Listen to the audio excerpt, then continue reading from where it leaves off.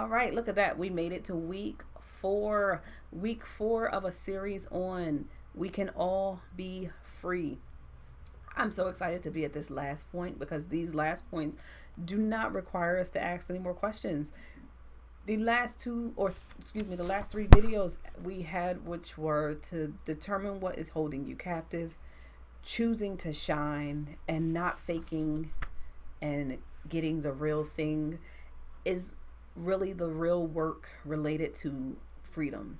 This last thing is about, or week 4 is really about three things to remember while you're trying to remain free. So the first thing is easy. Now that you are in a place of healing and you realize that you are moving forward, I want you to let love in. So some of the ways that we let love in is to actually acknowledge everything that is good in our lives, acknowledging it in an honest, pure, non-perfection based way that says that I am good enough right now. And so acknowledging and having gratitude every day. Acknowledge your resilience to get through this process and to understand that this process is working you into your best self.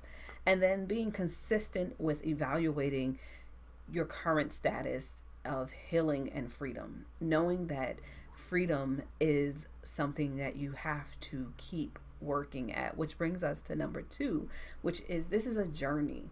Freedom is a journey. Freedom is not a destination. You don't just get to freedom and then it's over. No, freedom is something you maintain. It's something that you keep going for in so many different areas. So be open to the fact that I can be healed in one area and still need work in another area, which means that I can be free here and still need some area or still have another area where I need to get free. And so knowing that this journey is ongoing and accepting that you are human and that at times you may even slip into old behaviors or things that actually look like your previous captivity, but you are free now, which means that you have made the choice to shine. And part of that maintaining it is to evaluate and do. Evaluate and do. And then last, but definitely not least, for our third thing, protect your freedom and peace. How you do that is going back to that first thing when we talked about captivity, when we talked about distractions, and we talked about being able to make a choice.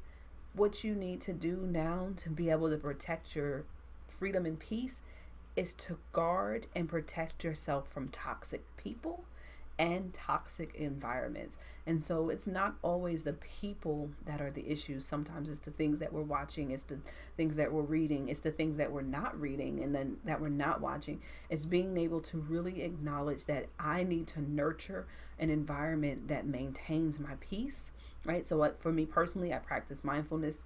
I try to make sure that at least once a day I do mindful eating. I try to make sure that if I'm in the morning time, I do prayer and meditation. I try to make sure that I read the word for myself personally every day. I do different things that try to nurture an environment that maintains my freedom and my peace. And so I hope that this series, although short and sweet, is some token of a new journey for you as we enter into the new year.